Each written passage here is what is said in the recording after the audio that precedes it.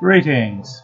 This is Chris Ruby, the nostalgic Catholic, with another Isaac Asimov short story, as originally reading public in the May 1941 issue of Astounding Science Fiction.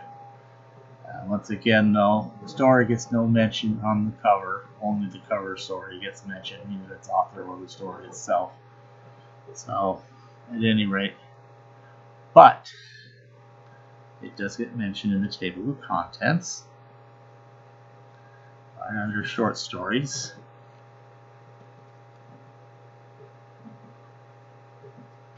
So you can see that it says Liar, Isaac Asimov, 43. Okay, the blurb for that story reads, Herbie was a robot. He was also a mistake. Somewhere in assembly, an accident made him telepathic, with inevitable and disturbing consequences. Okay. Well, this is another one of the robot stories that gets incorporated into iRobot. And as such, once again, like many of the other old stories when they got collected, especially when assembled into iRobot or the Foundation series, they get changed a bit to be made more to a single smooth account than what was originally published. And sometimes other things get done to it as well. So, in this case, however, the changes are rather slight, all said and told.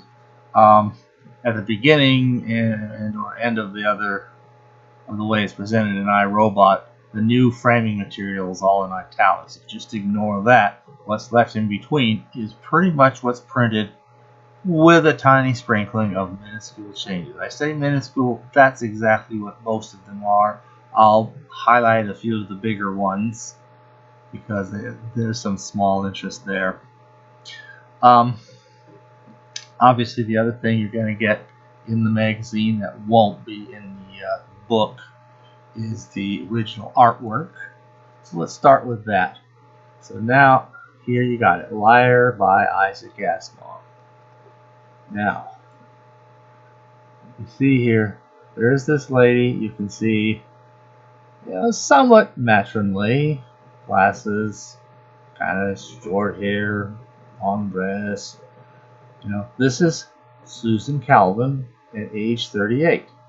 Meanwhile, and she's bringing in some more books. Meanwhile, here's this robot who, although she wants to encourage the robot to read scientific tomes and so forth, this robot instead has a peculiar fascination for sentimentalist literature. So you can actually see he's reading, Purple Passion and, things like that. It's actually in the title of the book he's reading, so I don't know that such a thing actually exists, but that's what he's reading.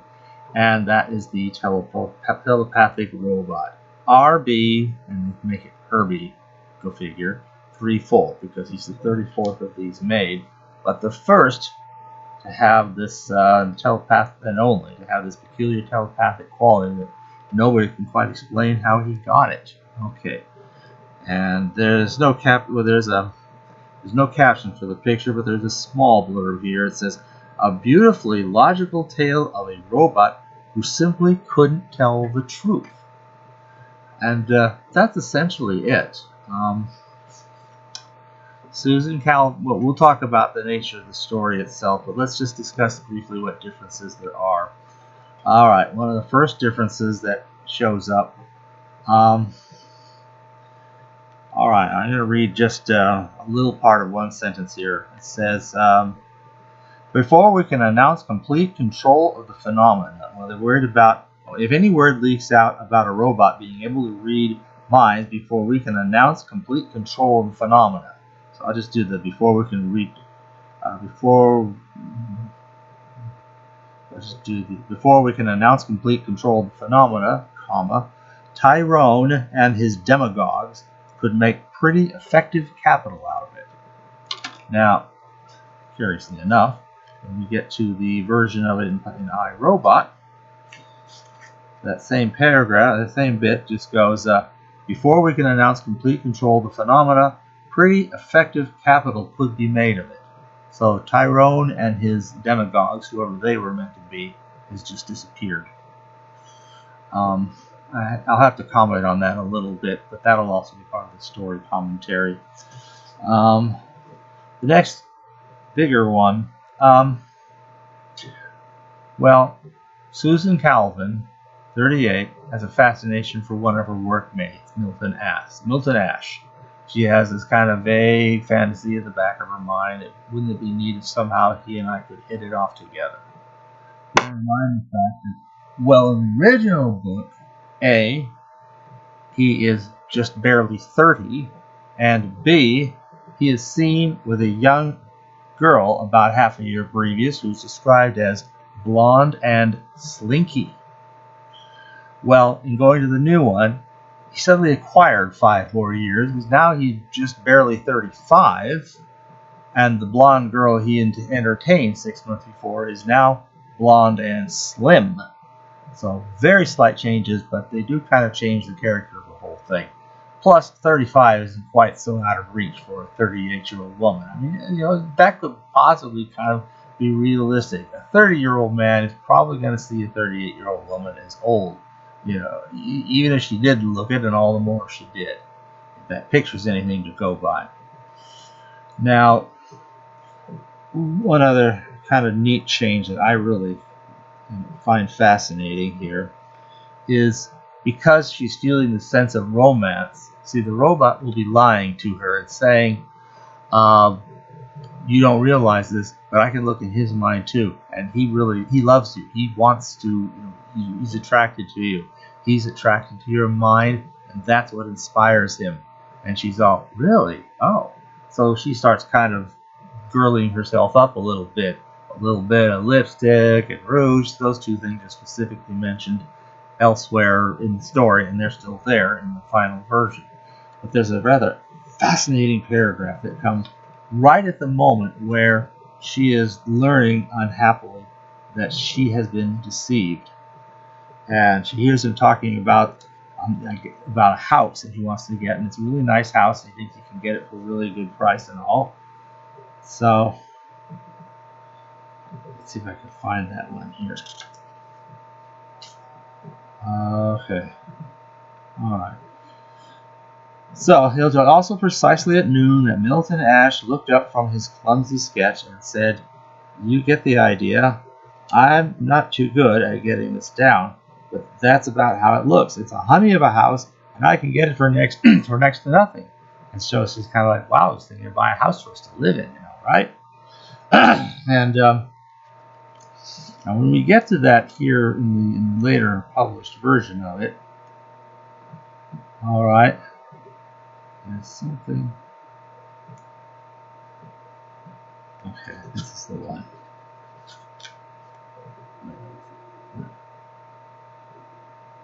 Okay, here. Most of these. Yeah, okay, precisely at news. Okay, and I can get it, this house, for next to nothing. And then the next paragraph starts off with, Susan Calvin gazed across, I guess his desk, at him with melting eyes. "It's really beautiful," she sighed. "The house. I've often thought I'd like to..." Her voice trailed away as he continues talking. So, like to live in a house like that, with a husband, with children, with this, with that, There's a whole bunch that got cropped out, and I think we're really missing something here. In the original, Susan Calvin gazed across at him with melting eyes. There had been a preliminary self-consciousness when she had first forced her hair into curls and lacquered her fingernails bright red. A silly, everyone is snickering at me feeling, but it always vanished when she was with him. There was nothing then but the hard metallic voice of Herbie whispering in her ears. So the guy now is continuing. Okay, it's really beautiful. Let's see, she sighed. "I thought I'd like to..." Of course, said Ash. continued, putting away his pencil. I've got to wait for my vacation. It's only 2 weeks off, but this Herbie business has everything up in air. His eyes dropped his fingernail. Besides, there's another point, but it's a secret. Well, then don't tell me. Oh, I just assumed. I'm just bursting to tell someone, and you're about the best, confident I can find here, he grins. Susan Calvin's heart bounded. Maybe he's going to propose to me, But she did not trust herself to speak. Frankly, she scraped his chair closer and lowered his voice into a confidential whisper, the house isn't to be only for myself. I'm getting married. Wait, you haven't asked me yet. And then he jumped out of his chair. What's the matter? What had happened is, obviously, she's had a reaction of some sort. Nothing. Horrible spinning sensations has vanished, but it was hard to get the words out. Married? You mean? Why, sure. It's about time. Remember that girl who was here last summer? That's she. But you are sick. Headache. Yeah. So that's kind of interesting, in a way, kind of painful to see. But all of that was she did. Now, there's one other kind of most important difference that I'm seeing here. I'll admit one other. When the lying robot has lied first to her about how much Ash supposedly loves her, okay, she goes off. He could see into her mind, but as it now says,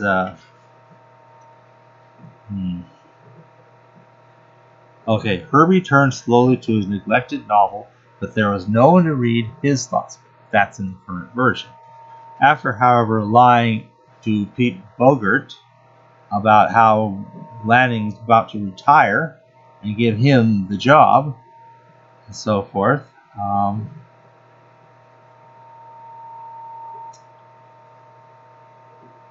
right, once again, Bogart relaxed into a tight smile. That's good to know. I've been hoping and waiting for this, waiting to be told that he would finally get to succeed Lanning, the old guy in charge of everything. And then there's a paragraph here that just disappeared. Herbie was still smiling as he closed maybe Bogart was still smiling as he closed the door behind himself, but what Herbie's feelings were, there was no way of telling. They took that out. Maybe it was seen as redundant. I think that's a little extreme, but okay, whatever. Now, the biggest and probably the most significant change, however, is what happens in another paragraph here when they've finally figured out what's going on here. It's the first law at work here, or at least this particular robot's interpretation or application of the first law. And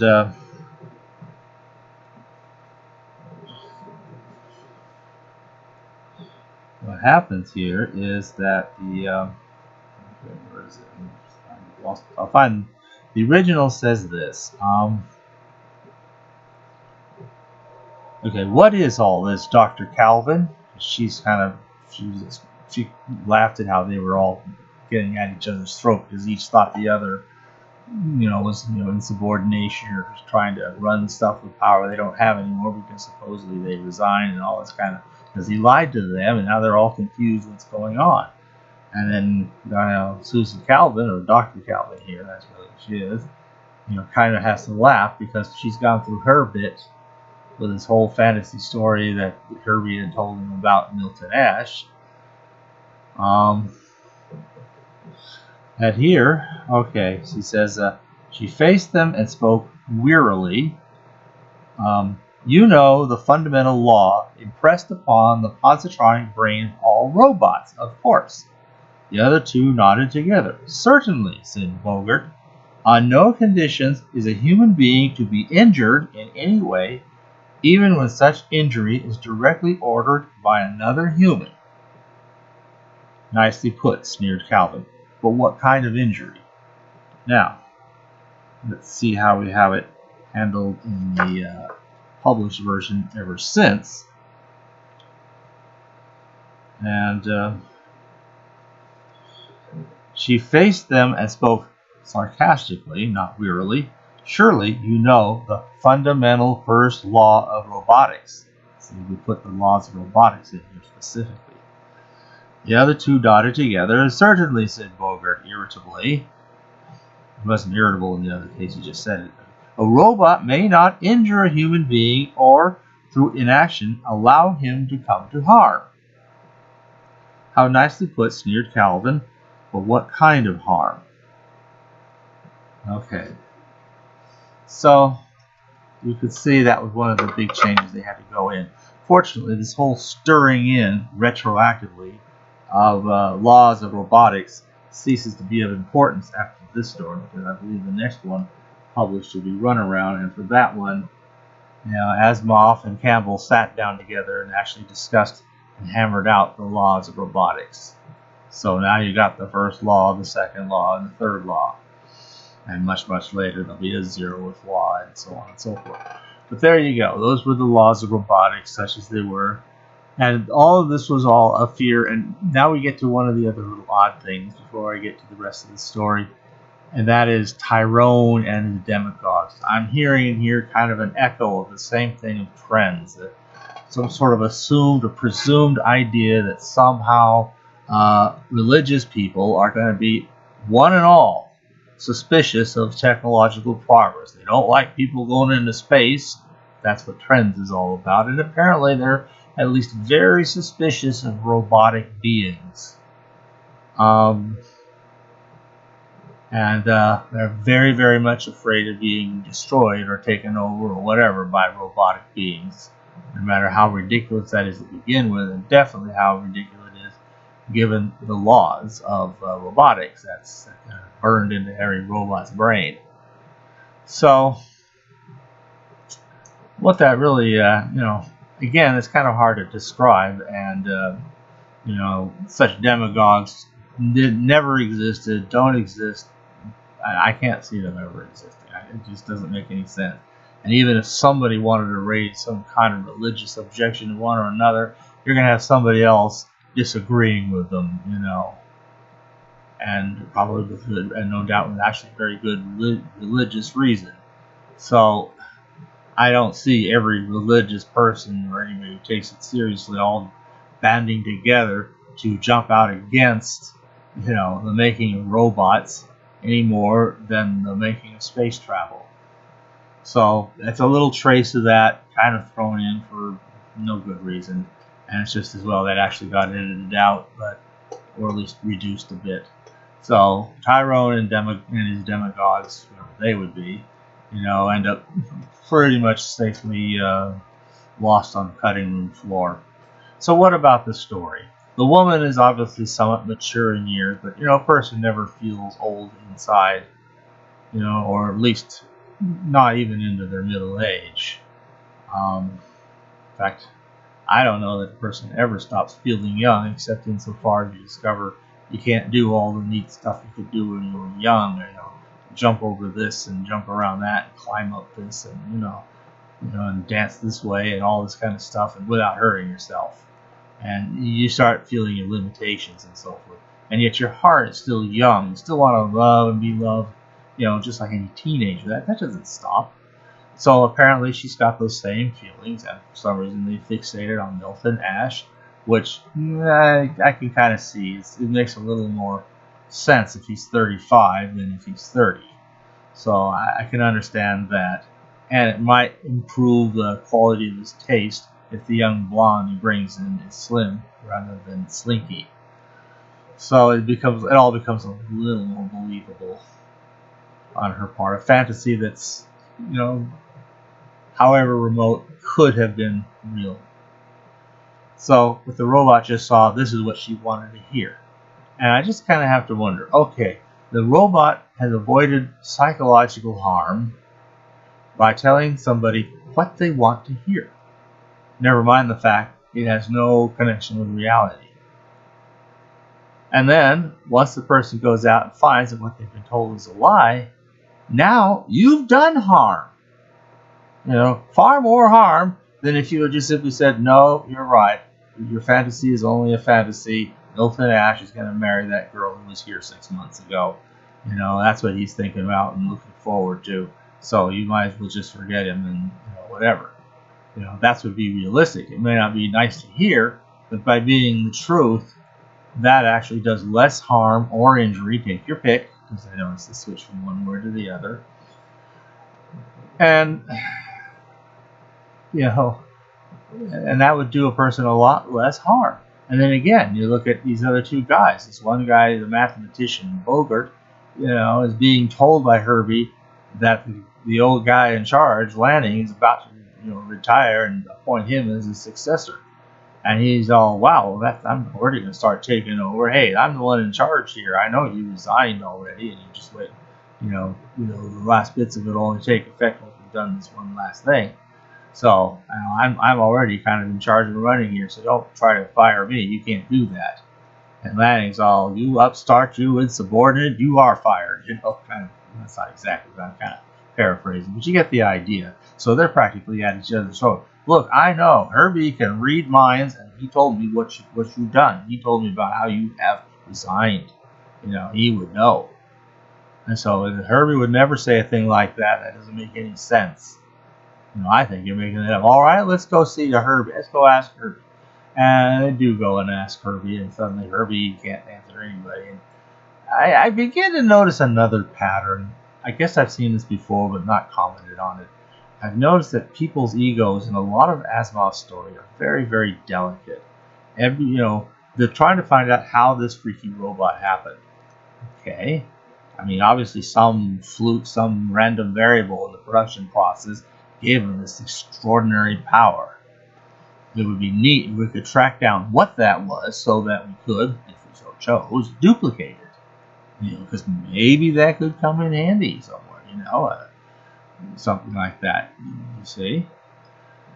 If we could hone it down and control it right, at least. Because what's going on here is the robot's just doing all this lying. And again, he appeases one by saying, oh yeah, you were hoping to take over? That's already happening. Isn't that great? Oh, I'm so happy. Yeah, okay, well, I guess you didn't harm him. But you did harm him. And you harmed the both of them because now they're practically at each other's throats. And I don't see how you could say you didn't harm them. I mean, it has to be kind of obvious that when you lie to a person, you injure that person. You see?